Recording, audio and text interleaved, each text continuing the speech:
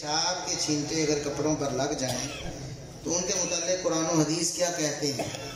نبی کریم صلی اللہ علیہ وسلم کا اسوہ اس حوالے سے یہ ہے کہ جو بچہ ہو، بیٹا ہو، لڑکا ہو، دودھ پینے کی عمر میں ہو، یعنی اس کی پرورش کا انحصار دودھ پر ہو، دودھ ہی پیتا ہو، ابھی اس نے ٹھوس غذا کھانی شروع نہ کی ہو، تو ایسے بچے کے پیشاب پر پانی کے چھینٹے ہی کافی ہیں، اس کو دھونا ضروری نہیں ہے۔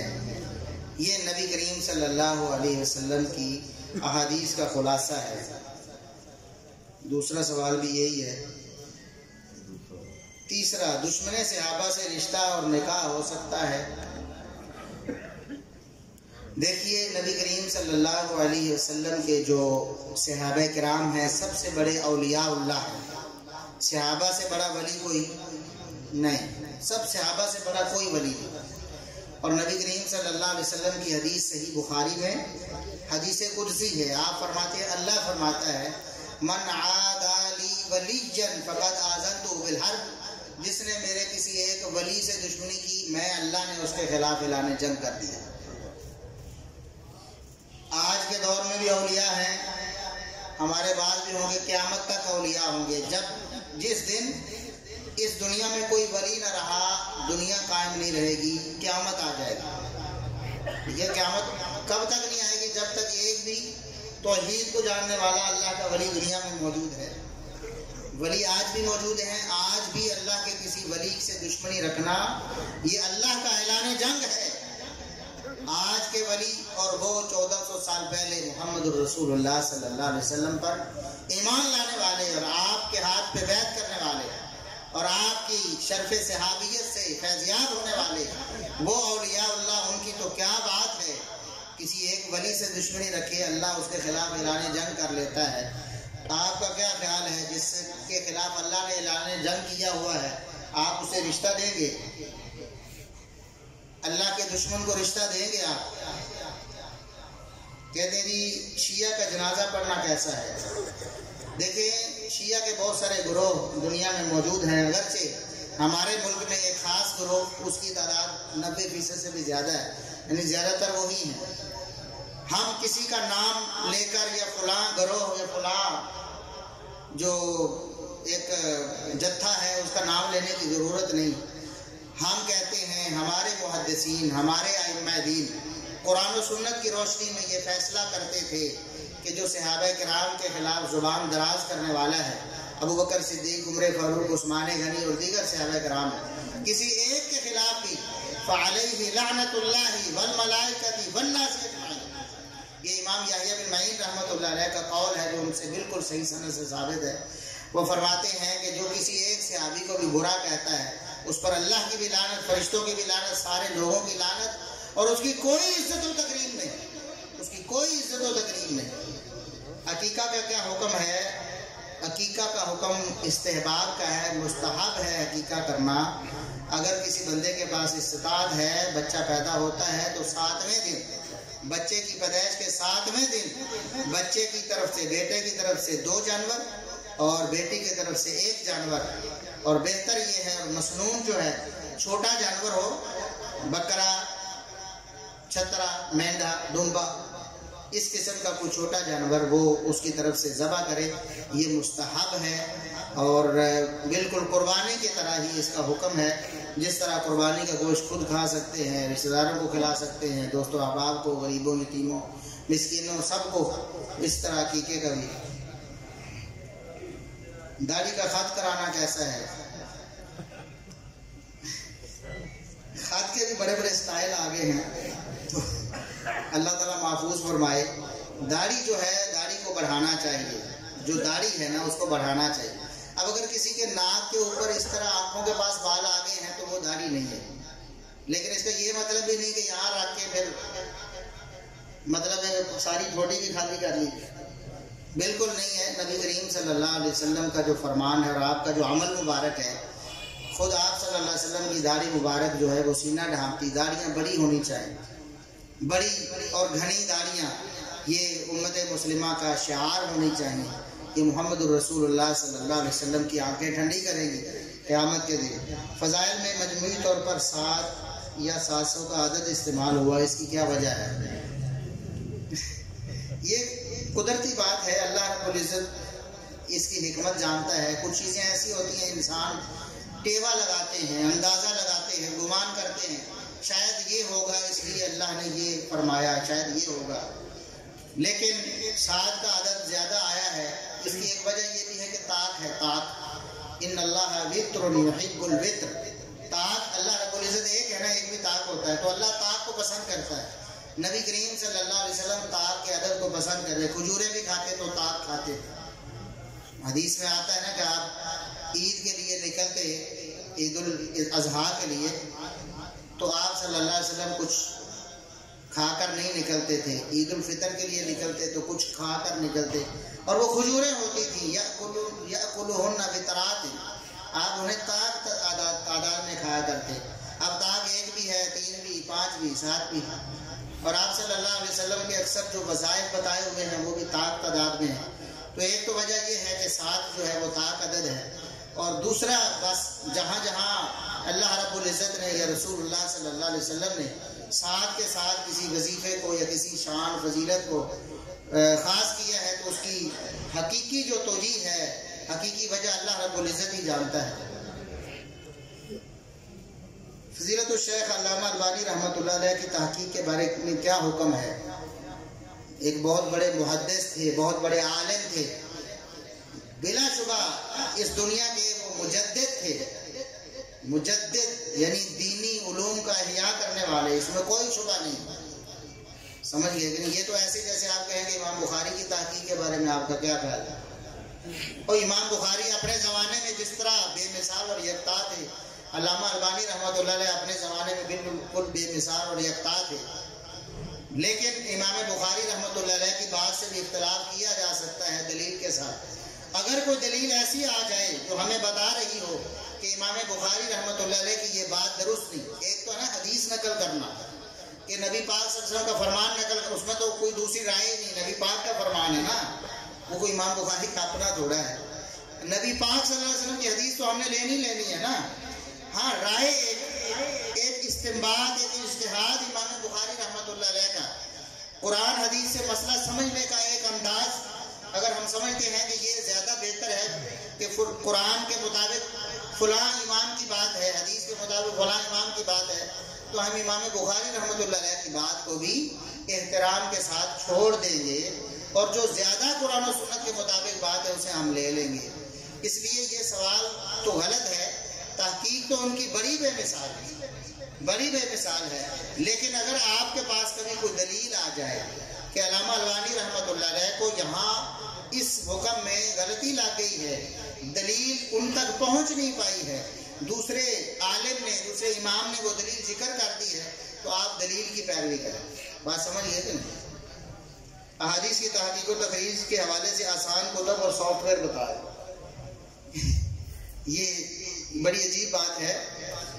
حدیث کی تحقیق و تخریج سافٹ ویئر سے نہیں ہوتی ہے، یہ یاد رکھنا آپ، علماء کرتے ہیں اور علماء سے سیکھنی پڑتی ہے، علماء کرتے ہیں اور علماء سے، یہ ایسے ہی کل ہوگا ہے کہ حدیث کی قرآن کی تفسیر کرنے کے لیے تو سافٹ ویئر بنا، ہم اس کو لگا دیں ایک طرف سے، قرآن کی تفسیر بنا کے ہمیں دے دیں اور ہم اپنے نام سے مفسر قرآن بن جائیں، یہ بالکل ایسے ہی ہے۔ حدیث کی تخریج کے لیے کچھ سافٹ ویئر مدد فراہم کرتے ہیں، مدد دیتے ہیں، لیکن وہ اصل نہیں ہے، اصل میں بندہ خود ہے جو انہیں استعمال کر رہا ہے۔ کہتے ہیں نقل کرنے کے لیے بھی عقل کی ضرورت ہوتی ہے، وہ جو عقل ہے نا وہ ہونی چاہیے، وہ اساتذہ سے آتی ہے، عربی زبان میں آپ کو مہارت ہو، پھر آپ نے اساتذہ سے کتابیں پڑھی ہوں، حدیث کی کتابیں بھی، اصول حدیث کی کتابیں بھی، رجال کی کتابیں بھی، ان سے سیکھا ہو، پھر آپ اس قابل ہوتے ہیں کہ کسی سافٹ ویئر سے آپ مدد لے سکیں، وہ آپ کو اشارہ دے گا، کام پھر بھی آپ نے خود ہی کرنا ہے، ایسے نہیں ہے کہ آپ کسی سافٹ ویئر کو لگا کے اپنا سارا کام کر لیں۔ ایک پلاٹ خرید کر رکھ دیا ہے کہ اس سے زکوٰۃ دیں گے، وہ پلاٹ کاروبار وغیرہ کے لیے نہیں ہے۔ دیکھیے یہ بالکل ایسے آپ کے پاس، مطلب میرے پاس 10 لاکھ روپے ہے، اب سال پورا ہوگا تو میرے اوپر زکوٰۃ فرض ہوگی، اب میں 10 لاکھ بجائے کیش رکھنے کے میں پلاٹ میں انویسٹ کر کے اسے رکھ دیتا ہوں، اب کیا خیال ہے کہ اس کی کوئی مطلب مجھے رخصت مل گئی ہے؟ کیش میں نے نہیں رکھا، حالانکہ کیش پر بھی سال بعد زکوٰۃ پڑنی تھی نا، وہ کیش میں نے پلاٹ کی صورت میں رکھ دیا، اس پر بھی زکوٰۃ پڑے گی مارکیٹ ویلیو کے حساب سے ہر سال۔ ہاں اگر کسی نے مکان بنانے کے لیے پلاٹ لیا ہے تو وہ چونکہ استعمال کی چیز ہے، استعمال کی چیزوں پہ زکوٰۃ نہیں ہوتی۔ آپ کا گھر کروڑوں کا بھی ہے تو اس پر ایک پائی بھی زکوٰۃ نہیں، کیونکہ وہ آپ کا گھر، آپ اسے استعمال کر رہے ہیں، آپ اس میں رہ رہے ہیں۔ اسی طرح آپ کی گاڑی کروڑوں کی بھی ہے تو اس پر کوئی زکوٰۃ نہیں، لیکن اگر آپ نے گاڑی خرید و فروخت کے لیے رکھی ہے، خریدی بیچی تو آپ کا مال تجارت ہے، اس پر آپ کو زکوٰۃ پڑے گی سال بعد۔ مسجد کا فنڈ مدرسہ میں لگ سکتا ہے کہ نہیں؟ یہ تو فنڈ دینے والے بتائیں گے انہوں نے کس لیے دیا تھا۔ اگر تو مسجد کے ساتھ ہی مدرسہ ہے اور لوگ اکٹھا ہی فنڈ ڈال دیتے ہیں تو ٹھیک ہے، وہ مسجد میں بھی لگ سکتا ہے، مدرسے میں بھی لگ سکتا ہے۔ اور اگر کسی نے مثال کے طور پر زکوٰۃ کا مال دیا ہے تو بہت سے علماء کی رائے میں زکوٰۃ کا مال مسجد میں نہیں لگتا، پھر آپ اس کو الگ کریں گے، مسجد کا غلہ جو ہے وہ الگ کر دیں، مدرسے کا الگ کر دیں، مسجد کا جو تعاون ہے اس کو الگ کر دیں، وہ مسجد میں لگائیں، جو مدرسے کا ہے مدرسے میں لگائیں۔ ایک حدیث نبی کریم صلی اللہ علیہ وسلم سے بیان ہوئی، ایک واسطہ یا دو واسطہ سے آگے جا کر کسی راوی میں کوئی تان ہوتا ہے تو حدیث کیوں ضعیف قرار دیتے ہیں؟ خود ہی آپ نے بتا دیا کہ راوی میں تان ہوتا ہے، بیان کرنے والا سچا نہیں رہتا تو ہم کیسے مان لیں گے اس کو؟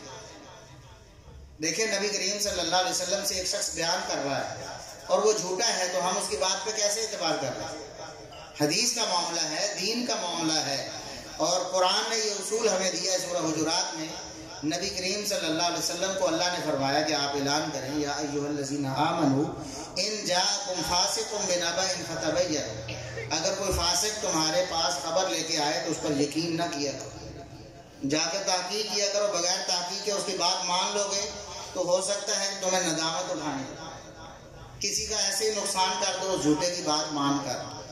تو اسی سے اصول حدیث کا استنباط کیا گیا ہے، علماء نے استنباط کیا ہے۔ یہ مرکزی حیثیت رکھتی ہے یہ آیت جو ہے کہ آپ نے دیکھنا ہے کہ بیان کرنے والا، کوئی بھی خبر لانے والا، عام خبر دنیا کی لانے والا بھی، اس کو بھی پرکھنا ہے، تو نبی پاک صلی اللہ علیہ وسلم کی طرف کوئی بات منسوب کر رہا ہے تو وہ تو بہت بڑی بات ہے، اس میں تو اور زیادہ احتیاط کی ضرورت ہے۔ تو اگر کوئی خبر لائے تو اسے چیک کرنا ہے فاسق تو نہیں ہے۔ اگر آپ کو پتہ چل جائے فاسق نہیں ہے تو اسے کہتے ہیں ثقہ، معتبر شخص ہے، اس کی بات مان لینی ہے۔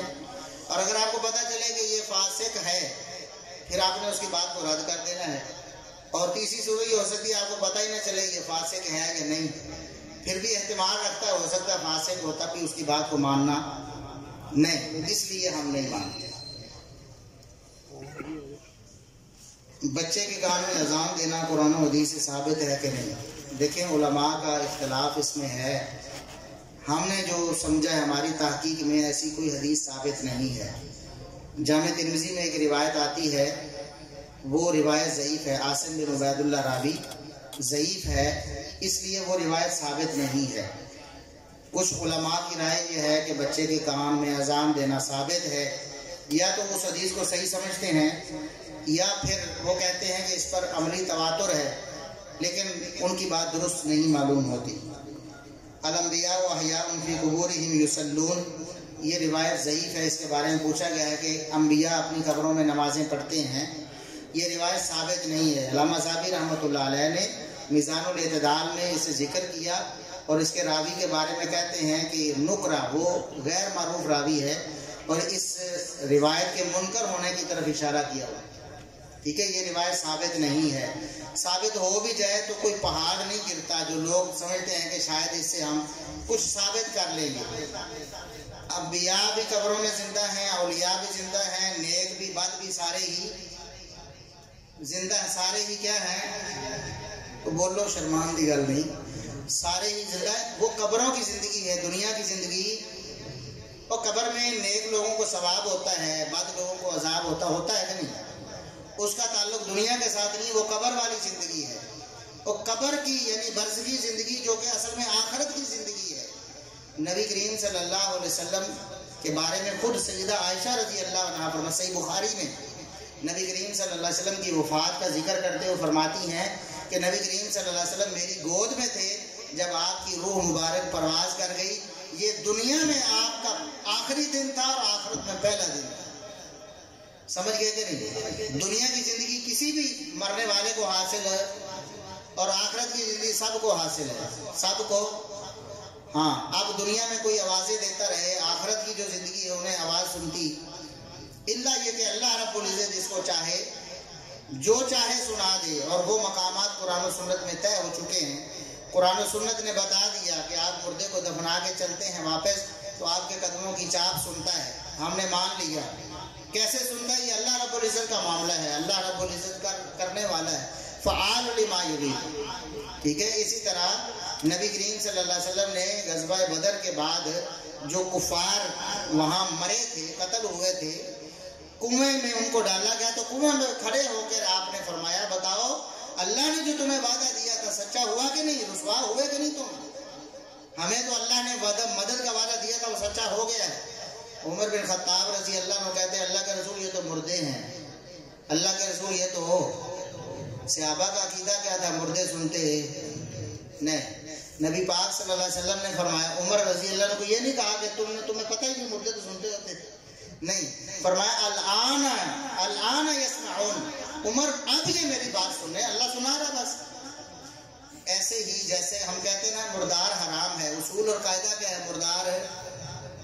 اچھا مچھلی حلال ہے کہ نہیں؟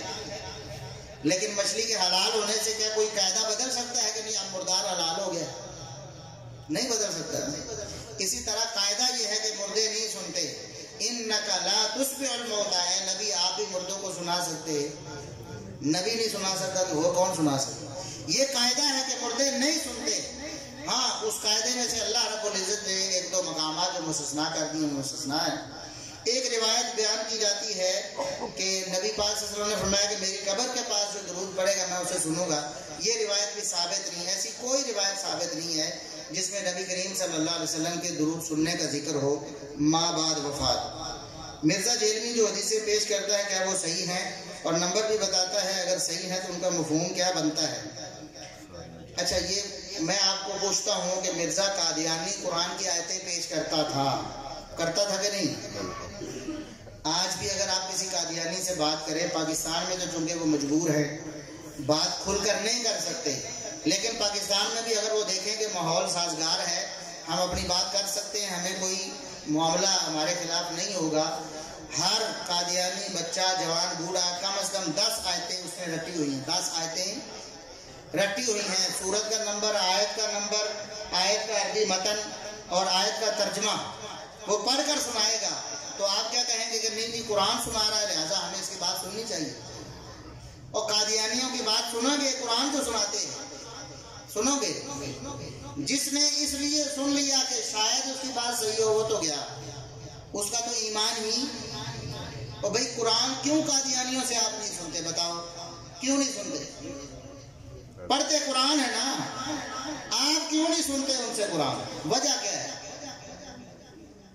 اس لیے کہ وہ جھوٹے ہیں. ختم نبوت کا مسئلہ طے ہو چکا ہے، ختم نبوت کا مسئلہ طے ہو چکا ہے. اب کوئی الٹا بھی لٹک جائے، سارا قرآن بھی آپ کو پڑھ کر سنائے، ختم نبوت کے مسئلے میں فرق آ سکتا نہیں. اسی طرح صحابہ کرام کی عزت و ناموس کا مسئلہ طے ہو چکا ہے. قرآن نے، حدیث نے، امت نے 1400 سال سے مسئلہ طے کر دیا ہے. اب اگر قرآن کی کوئی 1000 آیتیں پڑھ کے بھی کہے کہ صحابہ برے تھے، ہم ماننے کے لیے تیار ہیں، کیونکہ قرآن میں ایسا کچھ لکھا. وہ جھوٹ بول رہے ہیں. جس طرح قادیانی کہتے ہیں نا کہ قرآن میں نبوت کا جاری ہونا لکھا ہوا ہے، حالانکہ جھوٹ بولتے ہیں. قادیانی کہتے ہیں کہ قرآن میں عیسیٰ علیہ السلام کا فوت ہونا لکھا ہوا ہے، حالانکہ جھوٹ بولتے ہیں. اگر کوئی قادیانی کہے کہ میں عیسیٰ علیہ السلام کا فوت ہونا آپ کو قرآن سے دکھاتا ہوں تو کیا آپ اس لیے اس سے قرآن سنیں گے کہ شاید اس کی بات صحیح ہو؟ نہیں سنیں گے. کیوں؟ عیسیٰ علیہ السلام کا زندہ ہونا طے ہو چکا ہے، اس میں کوئی شبہ ہو سکتا نہیں. اسی طرح صحابہ کرام کی ناموس، صحابہ کرام کی عزت، شان، مقام طے ہو چکا ہے قرآن میں بھی حدیث میں بھی.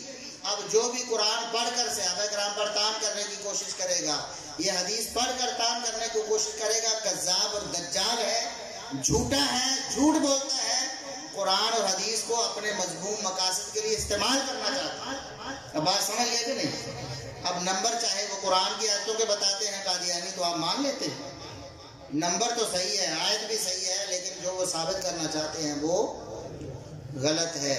اسی طرح مرزا صاحب، ایک وہ مرزا صاحب، ایک یہ مرزا صاحب، وہ بھی جتنی قرآن کی آیتیں پڑھتے ہیں اور جتنی بھی حدیثیں پڑھتے ہیں، صحیح احادیث جو بھی پڑھتے ہیں وہ ساری کی ساری صحیح ہیں، ہم انہیں مانتے ہیں، لیکن جو جھوٹ وہ پھیلانا چاہتے ہیں ہم اسے مانتے ہیں۔ نہ قرآن کی کسی آیت سے صحابہ کی توہین ثابت ہوتی ہے، نہ کسی نبی پاک صلی اللہ علیہ وسلم کی حدیث سے صحابہ کی توہین ثابت ہوتی ہے۔ اس لیے جھوٹ بولتے ہیں، جس طرح قادیانی جھوٹے ہیں اسی طرح مرزا صاحب بھی جھوٹے ہیں، کوئی فرق نہیں جھوٹے ہونے میں، دونوں جھوٹ بولتے ہیں اور رج کے بولتے ہیں، تحریف کرتے ہیں، قرآن کی آیات میں بھی تحریف کرتے ہیں۔ اس کی ایک مثال میں آپ کو دے دیتا ہوں، بات ختم کرتا ہوں۔ قرآن میں اللہ نے فرمایا کہ جو فتح سے پہلے مسلمان ہوئے صحابہ، جو فتح سے بعد ہوئے، سب کو اللہ نے جنت دے دی ہے۔ وَكُلًّا وَعَدَ اللَّهُ الْحُسْنَى، سب کو اللہ نے جنت کا وعدہ دے دیا ہے۔ اچھا، جب یہ آیت آئی، اب ظاہر انکار تو کر نہیں سکتے، مرزا صاحب نے اس کے ترجمے میں ڈنڈی مار دی۔ اب ترجمہ کرتے ہوئے کہا آخر کار سارے صحابہ جنت میں چلے جائیں۔ اندازہ کریں، آخر کار کا لفظ قرآن میں کسی لفظ کا ترجمہ آخر کار نہیں ہے۔ انہوں نے اپنی طرف سے ڈنڈی مارتے ہوئے قرآن کا مفہوم بگاڑ کر صحابہ سے دشمنی پالنے کی کوشش کی، آخر کار صحابہ جنت میں۔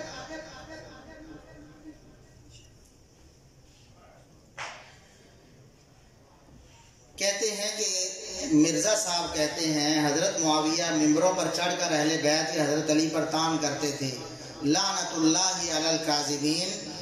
ہم کہتے ہیں اللہ رب العزت جھوٹوں پر لعنت کرے، جھوٹوں پر لعنت۔ سیدنا معاویہ رضی اللہ عنہ نے ساری زندگی، میرے الفاظ یاد رکھیں، ہم نے کئی دفعہ اللہ کے فضل و کرم سے یہ چیلنج دیا ہوا، کوئی مائی کا لال جرت کرے، سیدنا معاویہ رضی اللہ عنہ سے ساری زندگی ایک دفعہ، صرف ایک دفعہ، پوری زندگی میں ایک دفعہ اہل بیت پر لعنت کرنا ثابت کر دو، ہم تمہارے ہاتھ پہ بیعت کر لیں گے۔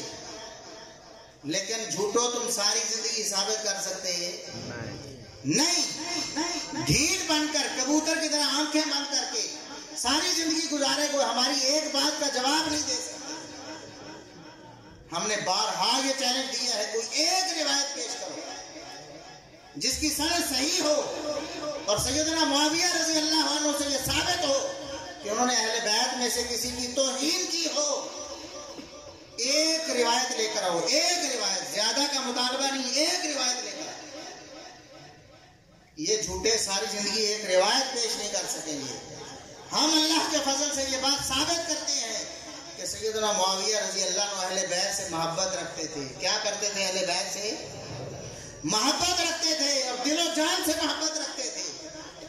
انہوں نے تو نبی پاک صلی اللہ علیہ وسلم کے نواسے سیدنا حسن رضی اللہ عنہ کی شان بیان کی ہے، ان کی شان میں حدیث بیان کی، اور ایسی حدیث آپ کو سیدنا حسن کی شان ملے گی مختلف صحابہ سے، نبی پاک صلی اللہ علیہ وسلم کی ان سے محبت کے مختلف انداز ملیں گے، لیکن جو انداز سیدنا معاویہ نے امت کو بتایا ہے کسی اور صحابی نے بتایا نہیں۔ مسند احمد میں صحیح سند کے ساتھ ہے۔ ایک دن سیدنا معاویہ رضی اللہ عنہ نے دیکھا کہ بعض لوگ سیدنا حسن رضی اللہ عنہ کے بارے میں کوئی اس طرح کی بات کر رہے تھے، ان پر کوئی اعتراض کر رہے تھے۔ یہ جھوٹے کہتے ہیں کہ وہ ممبروں پر چڑھ کے لعنت کرتے تھے، اور جھوٹو تم اتنے بے غیرت ہو، تم صحابہ کرام کو نعوذ باللہ اپنے سے زیادہ کم ایمان سمجھتے ہو۔ آج کوئی مجھے بتاؤ، جتنے لوگ یہاں بیٹھے ہیں ایمان سے بتانا ہے، تمہارے سامنے ممبر پہ بیٹھ کے کوئی شخص یا کھڑا ہو کے سیدنا علی رضی اللہ عنہ پر لعنت کرے تو آپ خالی گھر چلے جاؤ گے؟ اس کا خطبہ سنتے رہو گے؟ اس کی بیعت قائم رکھو گے؟ برداشت کرو گے؟ کوئی سیدنا حسن، سیدنا حسین رضی اللہ عنہ پر لعنت کرے ممبر پہ چڑھ کے، بتاؤ آپ کا ایمان برداشت کرے گا؟ آپ کی غیرت برداشت کرے گی؟ یہ لعنتی کہتے ہیں کہ عبداللہ بن عمر برداشت کرتے رہے، یہ لعنتی کہتے ہیں کہ نبی کریم صلی اللہ علیہ وسلم کے اتنے بزرگ صحابہ، عبداللہ بن عباس جیسے فقیہ امت، وہ برداشت کرتے رہے. یہ لامتی کہتے ہیں نعوذ باللہ ثم نعوذ باللہ. اتنے کبار صحابہ، سعد بن ابی وقاص جیسے عشرہ مبشرہ میں شامل صحابہ برداشت کرتے رہے. لعنت ہے تم جیسے ایسے جھوٹوں پر. تم اصل میں صحابہ کرام کو بدنام کرنا چاہتے ہو. لوگوں کو یہ بتاتے ہو کہ صحابہ کے سامنے اہل بیت پر لعنت ہوتی تھی اور سنتے رہتے تھے. بالکل جھوٹ ہے، اللہ کی قسم جھوٹ ہے. میں بتاتا ہوں سیدنا معاویہ رضی اللہ عنہ نے ساری زندگی ایک دفعہ لعنت کرنا تو دور کی بات ہے، برا لفظ تک نہیں بولا اہل بیت کے بارے میں. جب بھی بولا ہے ان کی شان میں بولا ہے. مسند احمد کی حدیث سند بالکل صحیح ہے. سیدنا معاویہ رضی اللہ عنہ کہتے ہیں جب لوگوں کو سنا، کچھ لوگوں کو، حالانکہ سیدنا حسن رضی اللہ عنہ سے سیاسی مخالفت چل رہی ہے، یہ صلح سے پہلے کی بات ہے. مسلمانوں کے دو دھڑے بنے ہوئے ہیں، آپس میں اختلاف ہے. اس اختلاف کے دوران سیدنا حسن رضی اللہ عنہ کے بارے میں کسی کو بات کرتے ہوئے سنا، اعتراض کرتے ہوئے سنا. فرماتے ہیں اوہ اعتراض کرنے والوں، کس منہ سے نبی کے نواسے حسن پر اعتراض کرتے ہو؟ میں نے نبی کریم صلی اللہ علیہ وسلم کو دیکھا، آپ صلی اللہ علیہ وسلم پیار سے اپنے نواسے حسن کے ہونٹوں کو چوم رہے تھے. نبی پاک صلی اللہ علیہ وسلم اپنے نواسے حسن رضی اللہ عنہ کے ہونٹوں کو پیار سے چوم اور چوس رہے تھے. اور یہ حدیث سیدنا حسن کی شان میں صرف سیدنا معاویہ نے بیان کی. ایسے شخص کو کہتے ہو کہ وہ لعنت کرتے تھے. لعنت تمہاری عقل پہ ہے، جھوٹو. سیدنا معاویہ رضی اللہ عنہ نے صرف حدیث بیان کرنے پر اکتفا نہیں کیا ہے، اپنا عقیدہ بیان کیا، اپنا جذبہ بیان کیا. فرماتے ہیں جن ہونٹوں کو محمد الرسول اللہ صلی اللہ علیہ وسلم نے چوما ہو، ان ہونٹوں کو جہنم کی آگ چھو بھی نہیں سکتی ہے. یہ میرے معاویہ رضی اللہ عنہ کا عقیدہ ہے، اور یہ اہل سنت کا عقیدہ ہے، یہ اہل حدیث کا عقیدہ ہے. سیدنا حسن رضی اللہ عنہ کی شان بھی مانتے ہیں، ان کا مقام بھی مانتے ہیں، ان کے بارے میں اپنے دل میں یہ جذبہ بھی رکھتے ہیں. قطعاً کبھی بھی جہنم کی آگ ان کو چھو بھی نہیں سکتی، کیونکہ نبی کریم صلی اللہ علیہ وسلم نے ان کے ہونٹوں کو چوما ہے. یہ اہل بیت کے بارے میں سیدنا معاویہ رضی اللہ عنہ کا موقف ہے. اور ایک اور بات بتاؤں آپ کو، سیدنا معاویہ رضی اللہ عنہ کس کا انتخاب ہے؟ کس نے منتخب کیا سیدنا معاویہ رضی اللہ عنہ کو؟ کس نے خلیفہ بنایا معاویہ رضی اللہ عنہ کو؟ سیدنا حسن بن علی رضی اللہ عنہما ہے. اور یہ نبی کریم صلی اللہ علیہ وسلم کی بشارت تھی. فرمایا ان ابنی ھذا سید، میرا یہ نواسا، میرا یہ بیٹا حسن سردار ہے. سردار کیوں ہے؟ جس کی وجہ سے حسن سردار بنے، وہ سرداری کیا ہے؟ وہ سرداری ہے اللہ رب العزت اس امت کے دو بڑے عظیم الشان گروہوں میں اس حسن کی وجہ سے صلح کروا دے گا. اور حسن رضی اللہ عنہ نے صلح کیسے کی؟ اپنے باپ کی خلافت جو خود ملی ہے وہ لا کر سیدنا معاویہ کی جھولی میں ڈالی اور کہا معاویہ میں آپ کے ہاتھ پہ بیعت کرتا ہوں، آج کے بعد سارے مسلمانوں کی ذمہ داری اور سالاری اور خلافت آپ کے ہاتھ میں. اور یہ چیلنج ہے، کوئی مائی کا لال اس چیلنج کو قبول کرے. سیدنا حسن رضی اللہ عنہ زندہ رہے، کچھ عرصہ سیدنا معاویہ رضی اللہ عنہ کے دور اقتدار میں، اور سیدنا حسین رضی اللہ عنہ پورے 20 سال زندہ رہے. بیعت بھی کی، خلیفہ بھی ماننا، حکمران بھی ماننا، بلکہ امت کا حکمران بنایا، اپنے ہاتھوں سے بنایا. اب بتاؤ کسی نااہل کو آپ حکمران بنا سکتے ہو؟ اور پوری دنیا اسلام کا حکمران بنانا تو دور کی بات ہے. آپ کسی مسجد کی کمیٹی کا رکن کسی نااہل کو بنانا پسند نہیں کرتے، اور نااہل ہے مسجد برباد کر دے گا. کسی محلے کسی گھر کا سربراہ کسی نااہل کو نہیں بنایا جاتا کہ یہ اپنی نااہلی کی وجہ سے گھر کو برباد کر دے گا. تم ظالموں یہ سمجھ بیٹھے ہو کہ نواسہ رسول، جنت کے نوجوانوں کے سردار سیدنا حسن رضی اللہ عنہ نے کسی نااہل شخص کو پوری امت پر مسلط کر دیا تھا. اور خلیفہ بنانے کے بعد جھوٹ بولتے ہیں جی شرطیں طے ہوئی تھی تو سیدنا معاویہ رضی اللہ عنہ نے شرطوں کا پاس نہیں کیا. ہم کہتے ہیں یہ بھی لعنت ہے، جھوٹوں پر لعنت ہے، ایسی کوئی بات نہیں۔ کوئی بندہ لائے نہ ایک سند لائے، سند ثابت کرے کہ دیکھیں یہ شرطیں تھیں اور یہ سیدنا معاویہ رضی اللہ عنہ نے پوری نہیں کی، بالکل جھوٹا پراپیگنڈا ہے۔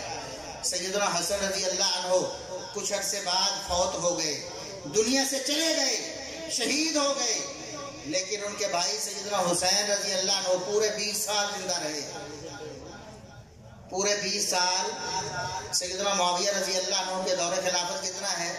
پورے 20 سال، 40 ہجری سے لے کر 60 ہجری تک پورے 20 سال نواسہ رسول زندہ رہا ہے، اسی حکومت، اسی خلافت میں ایک لفظ بھی کوئی ثابت کرے کبھی بولنا ہو،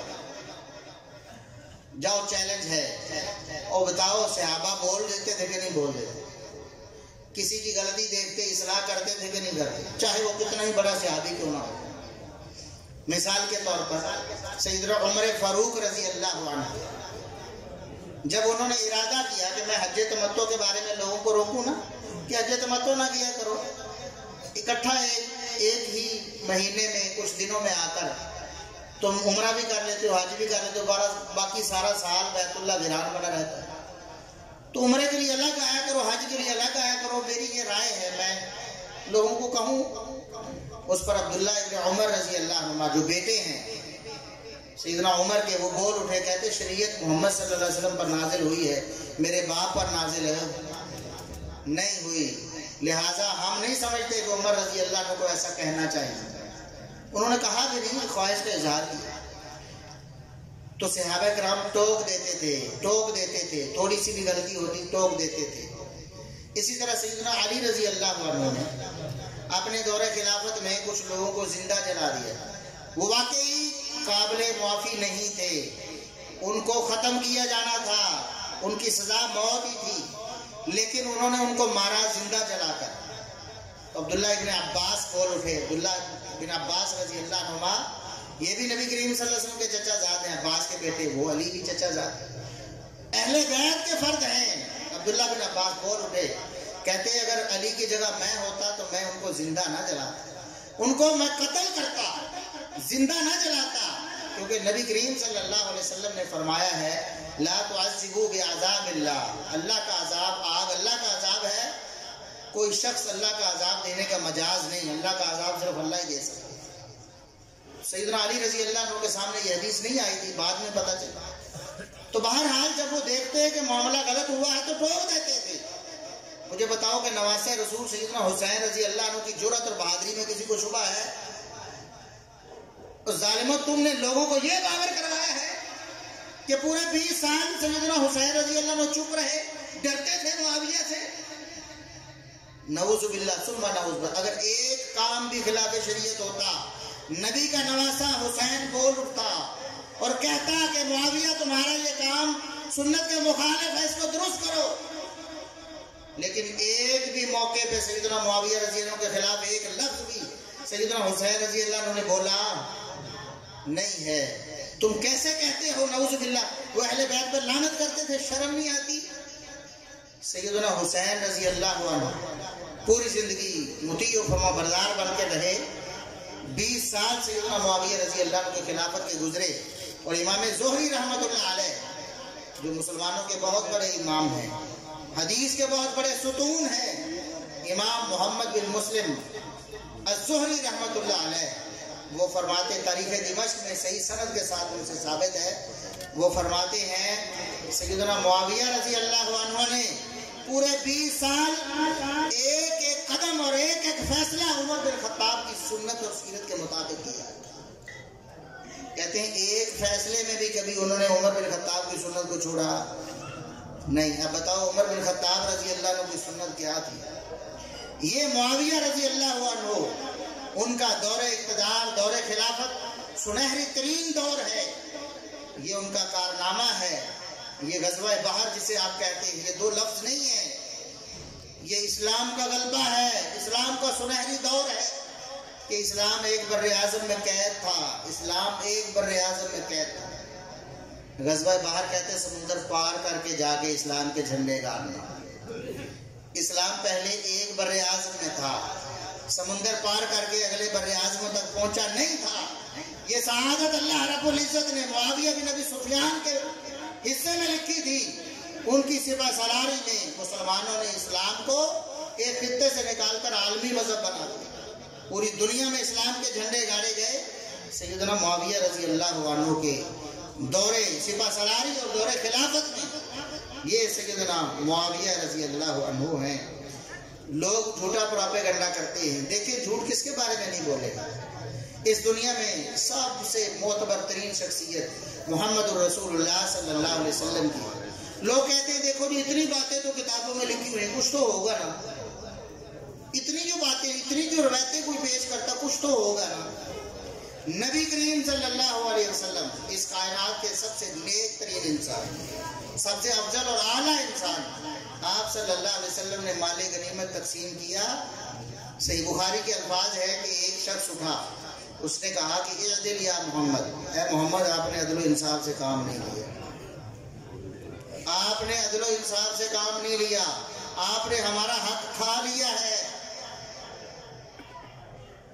خالد بن ولید رضی اللہ عنہ جوش میں آئے.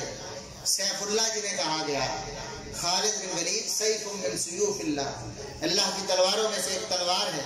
یہ محمد الرسول اللہ صلی اللہ علیہ وسلم کی زبانی اللہ نے مسلمانوں کو بتایا کہ خالد بن ولید اللہ کی تلواروں میں سے ایک تلوار. جوش میں آ گئی اللہ کی تلوار, کہنے لگے اللہ کے رسول مجھے اجازت دیجیے اس منافق کی گردن اڑاؤں. آپ پر الزام لگا رہا ہے کہ آپ نے عدل و انصاف نہیں کیا ہے. آپ نے فرمایا خالد رہنے دو, چھوڑ دو اس کو, اس کی نسل سے بھی ایسے لوگ آنے باقی ہیں. قرآن پڑھیں گے, بڑا قرآن پڑھیں گے, لیکن ان کے حلقوں سے نیچے نہیں جائے گا, یعنی عمل نہیں کریں گے, زبانی بڑے دعوے کریں. نمازیں ایسی پڑھیں گے کہ تم سمجھو گے کہ شاید ہماری نمازیں ان کے مقابلے میں کچھ بھی نہیں. لیکن یہ بدبخت ہوں گے, یہ روسیاں ہوں گے. اگر مجھے اللہ نے موقع دیا, میں نے ان کو پا لیا, قوم عاد کی طرح انہیں قتل کروں گا. تو آپ صلی اللہ علیہ وسلم کو بھی نعوذ باللہ اس نے, بدبخت نے, نعوذ باللہ ثم نعوذ باللہ, عدل و انصاف سے عاری قرار دے دیا. کہہ دیا کہ ہمارا حق آپ کھا کے کسی اور کو دے دیا. اور یہ بدبخت اگر ابو بکر رضی اللہ عنہ پر یہ اعتراض کرتے ہیں تو کوئی عجیب بات ہے. عمر فاروق رضی اللہ عنہ کو غاصب اور ظالم کہتے ہیں تو کوئی زیادہ عجیب بات ہے. عثمان غنی رضی اللہ عنہ کو کرپٹ اگر کہتے ہیں نعوذ باللہ ثم نعوذ باللہ, جھوٹ باندھتے ہیں کہ انہوں نے اپنوں کو سارا کچھ تقسیم کر دیا تھا, تو عثمان بن عفان پر الزام لگانا بڑا ہے یہ محمد الرسول اللہ صلی اللہ علیہ وسلم پر. تو کہنے والوں نے بہت کچھ کہہ دیا, انہوں نے تو بڑوں بڑوں کو معاف نہیں کیا. اس لیے ہمارا عقیدہ, ہمارا ایمان یہ ہے کہ صحابہ کرام رضوان اللہ علیہم اجمعین اللہ رب العزت کے نیک اور پاکیزہ اور مقدس افراد, وہ خاص افراد ہیں جنہیں اللہ رب العزت نے پیدا اس لیے کیا کہ یہ میرے نبی کے صحابی بنیں گے. اللہ رب العزت نے انہیں پیدا اس لیے کیا. ایسی نیک ترین ہستیوں کے بارے میں اپنے دلوں کو سیاہ کر لینا یہ دنیا آخرت کی رسوائی ہے. دنیا آخرت کی رسوائی. دنیا میں بھی ایسے لوگ رسوا ہوتے ہیں, اسلام کا ایسا چہرہ پیش کرتے ساری دنیا لعنت بھیجتی ہے کہ اگر یہ اسلام ہے تو ہم اس سے دور ہی بڑھے ہیں. یہ وہ لوگ ہیں. سیدہ عائشہ صدیقہ رضی اللہ عنہا, ان کی عزت پر ہاتھ ڈالنے کی کوشش کی, اللہ رب العزت نے قیامت تک ان کی عزتوں کو نیلام کر دیا. اپنے منہ سے بول بول کر فحاشی اور اوریانی اپنی بیٹیوں کی عزتوں کو اچھالنے کے فضائل بیان کرتے. کہتے ہیں ایک دفعہ کرے اتنا ثواب, دو دفعہ کرے اتنا, تین دفعہ کرے اتنا. اپنی بہن بیٹیوں بیویوں کے بارے میں کہہ رہے ہوتے ہیں نا, کوئی ان سے مدعا کر لے تو اتنا ثواب ہے. کیوں؟ نبی کی بیوی پر انہوں نے الزام لگایا, بہتان لگایا. اللہ رب العزت نے ان کی عورتوں کو قیامت تک کے لیے رسوا کر دیا. اس لیے صحابہ کرام اور ازواج مطہرات کی جو دشمنی ہے یہ برباد کر دینے والی, ہلاک کر دینے والی. اس سے بچ جائے, صحابہ کی محبت ہی محبت اپنے دل میں پالیں. یہی رسول اللہ صلی اللہ علیہ وسلم کے فرامین کا خلاصہ ہے. آپ امت کو بتاتے فرمایا اکرموا صحابی, میرے لوگوں میرے صحابہ کی عزت کرنا. اور دوسرے الفاظ میں لا تسبوا صحابی, میرے صحابہ کو کبھی برا نہ کرنا. فرمایا کہ تم میں سے کوئی ایک احد پہاڑ کے برابر سونا خرچ کر دے. احد پہاڑ دیکھا کتنا بڑا ہے, اس کا وزن کتنا ہے؟ کوئی مشینری آج تک نہیں بنی جو اس کا وزن تول سکے، اتنا بڑا ہے۔ اور پہاڑ، اس کے برابر سونا، کتنی بڑی رقم ہے، شاید ہماری مشینیں بھی اس کا حساب نہ لگا، کوئی کیلکولیٹر اس کو کیلکولیٹ نہ کر سکے، اتنا بڑا اجر و ثواب کا کام۔ اور پہاڑ کے برابر سونا خرچ کرو۔ میرا صحابی ایک مٹھی بھر جو خرچ کر دے، تم اور پہاڑ کا سونا خرچ کر کے بھی اس کے مٹھی بھر جو خرچ کرنے کے ثواب کو پہنچ سکتے۔ صحابہ کرام خاص افراد تھے، عام افراد نہیں تھے کہ عام جو بندہ مرضی اٹھے وہ اعتراض کرنا شروع کر دے، وہ خاص افراد تھے۔ اور صحابہ کرام کی تعلیم بھی یہ ہے۔ عبداللہ ابن عباس رضی اللہ عنہما، یہ اہل بیت کے فرد ہیں، نبی پاک صلی اللہ علیہ وسلم کے چچا زاد ہیں۔ ایک دن ان سے کسی نے آ کر سوال کیا، یہ صحیح بخاری میں ہے، اور سوال بھی اعتراض کے لیے نہیں، پوچھنے کے لیے کہ شاید کوئی کہنے لگے کہ یہ معاویہ رضی اللہ عنہ نے ایک وتر پڑھا ہے، انہوں نے درست کیا یا غلط کیا، یہ مجھے بتائیں ذرا۔ عبداللہ ابن عباس رضی اللہ عنہما فرماتے ہیں، دعہ فإنہ قد صاحب رسول اللہ صلی اللہ علیہ وسلم، اور اللہ کے بندو چھوڑو، تمہیں کیا حق بنتا ہے صحابی کے بارے میں پوچھتے ہو، اس نے غلط کیا صحیح کیا، چھوڑ دو انہیں، وہ اللہ کے رسول صلی اللہ علیہ وسلم کے صحابی ہیں۔ یہ شرف صحابیت ایسا ہے کہ یہ کسی اعتراض کو قریب نہیں آنے دیتا ہے۔ کوئی اعتراض صحابہ کرام پر نہ کرے، کوئی اعتراض کر بھی نہیں سکتا ہے، کیونکہ صحابہ کرام نبی کریم صلی اللہ علیہ وسلم کے جانثار ہیں، آپ کی صحبت اٹھائی ہے، یہی ان کے شرف کے لیے کافی ہے۔ اور دوسری روایت صحیح بخاری میں، لوگ کہتے ہیں جی ظالم بادشاہت کہتے ہیں نا جی، علی رضی اللہ عنہ کی خلافت کے بعد ظالم بادشاہت آ گئی تھی۔ کتابیں لکھی ہیں جاہلوں نے، چاہے کہنے کو وہ مفکر اسلام ہو، مفسر قرآن بنے پھرتے ہوں، اور قرآن کی تفسیر غلام احمد قادیانی نے بھی لکھی ہے کہ نہیں؟ تفسیر لکھنے سے کوئی عالم بن جاتا ہے؟ سر سید احمد خان نے بھی لکھی ہے، جنت کا بھی انکاری، جہنم کا بھی انکاری، فرشتوں کا بھی انکاری، حوروں کا بھی انکاری، اس نے بھی قرآن کی تفسیر لکھی ہے۔ تفسیر لکھنے سے کیا ہو جائے؟ لوگ سمجھ رہے مفسر قرآن ہے، بس اب جو مرضی گمراہی پھیلائے ہم چپ کر کے مانی جائیں۔ کتابیں لکھ رہے خلافت اور ملوکیت، مطلب کیا ہے کہ خلافت اچھی ہوتی، ملوکیت بری ہوتی، اور ثابت یہ کرنا چاہتے ہیں کہ سیدنا علی رضی اللہ عنہ کے دور میں خلافت ختم ہوگی، اس کے بعد بنو امیہ کی ملوکیت شروع، اور پہلے 20 سال سیدنا معاویہ رضی اللہ عنہ کے، نعوذ باللہ، ان کی خلافت پر تان کرنے کی کوشش۔ اور صحیح بخاری نہیں پڑھی، صحیح بخاری میں ہے، عبداللہ بن عباس کے پاس آ کر کہنے والا کہتا ہے، حل لک فی امیر المومنین معاویہ، امیر المومنین معاویہ رضی اللہ عنہ کے بارے میں تو مجھے ذرا بتائیں، کیا کہا؟ امیر المومنین۔ اور بتاؤ علی رضی اللہ عنہ کیا ہے؟ امیر المومنین ہے نا۔ عثمان رضی اللہ عنہ کیا ہے؟ امیر المومنین۔ عمر بن خطاب کیا ہے؟ امیر المومنین، خلیفۃ المسلمین۔ اسی طرح سیدنا معاویہ بن ابی سفیان رضی اللہ عنہ بھی امیر المومنین، خلیفۃ المسلمین۔ یہ تو صحیح بخاری میں لکھا ہوا ہے، وہ تو خلیفۃ المسلمین ہے، وہ امیر المومنین ہے۔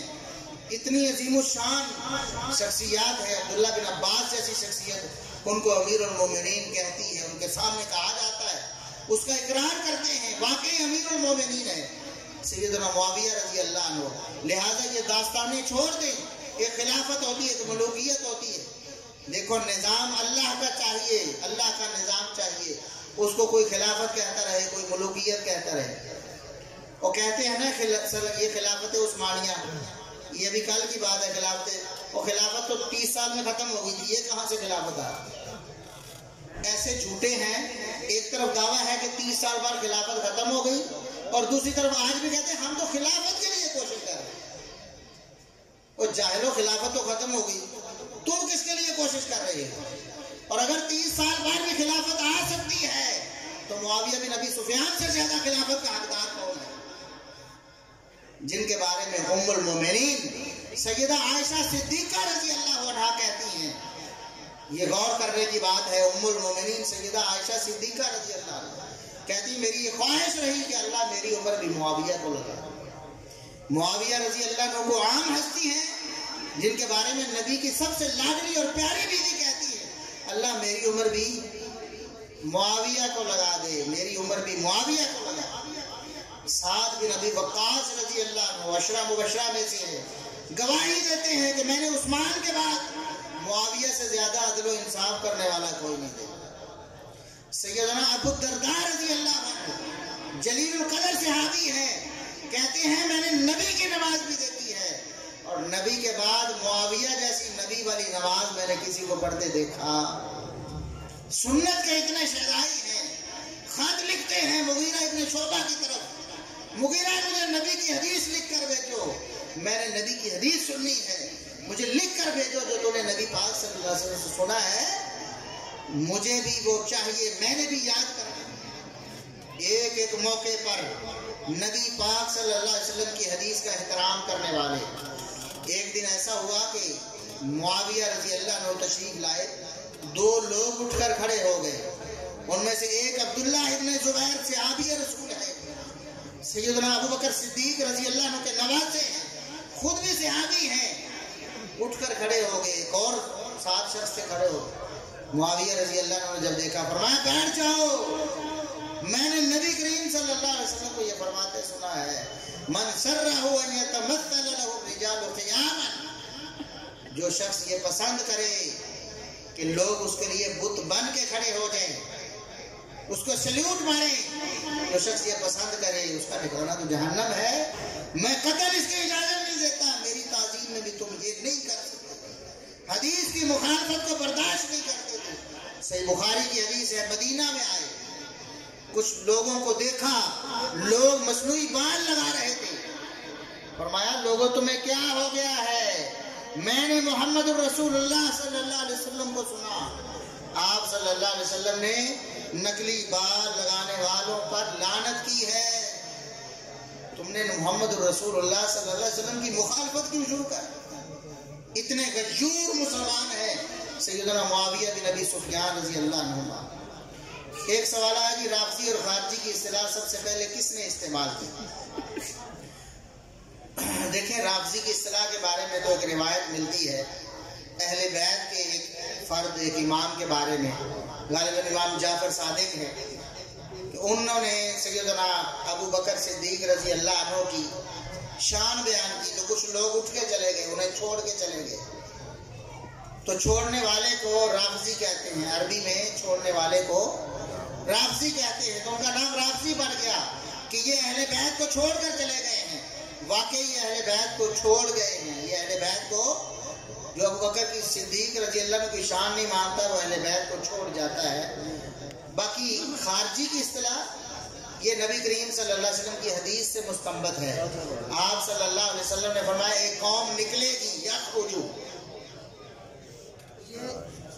خروج جو ہے یہ عربی کا لفظ ہے، حدیث میں استعمال ہے، اسی سے اسم فاعل کا صیغہ ہے خارج، ٹھیک ہے، خارجی نکلنے والا، یہ چونکہ اسلام سے نکل گئے، نبی پاک صلی اللہ علیہ وسلم نے فرمایا یہ اسلام سے ایسے نکل جائیں گے جیسے کوئی تیر اپنے نشانے میں لگتا ہے اور آگے نکل جاتا ہے، وہ بھی اسلام سے نکل جائیں گے، تو اس لیے ان کو خارجی کہا جاتا ہے۔ حدیث میں آتا ہے کہ 12 خلفاء تک اسلام غالب رہے گا، بالکل صحیح بخاری اور صحیح مسلم کی حدیث ہے، رسول اللہ صلی اللہ علیہ وسلم نے فرمایا 12 خلفاء تک اسلام غالب رہے گا۔ 12 خلفاء ایسے ہیں جن کے دور تک اسلام غالب رہے گا، تو پہلے 12 خلفاء، اس سے یہ ثابت ہوتا ہے کہ خلفاء صرف 4 نہیں ہیں، کم از کم 12 تو وہ ہیں جن کے دور میں اسلام غالب رہا، یہ ہمارا ایمان ہے۔ رسول اللہ صلی اللہ علیہ وسلم کی حدیث پر میں اپنی بات کو مختصر کرتا ہوں بلکہ ختم کرتا ہوں۔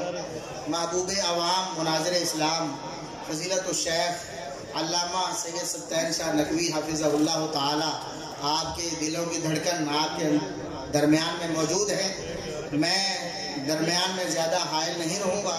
اللہ رب العزت سے دعا ہے کہ اللہ رب العزت ہمیں کتاب و سنت کے مطابق صحابہ کرام اور اہل بیت سے محبت کرنے کی توفیق عطا فرمائے، جب تک زندہ رہیں صحابہ اور اہل بیت کی محبت پر زندہ رہیں، جب موت آئے صحابہ اور اہل بیت کی محبت پر شہادت کی موت آئے، اور اللہ رب العزت ہمیں قیامت کے دن اور جنت میں صحابہ اور اہل بیت کے ساتھ جمع فرما دے۔ سبحان ربک رب العزت عما یصفون وسلام علی المرسلین والحمد للہ رب العالمین.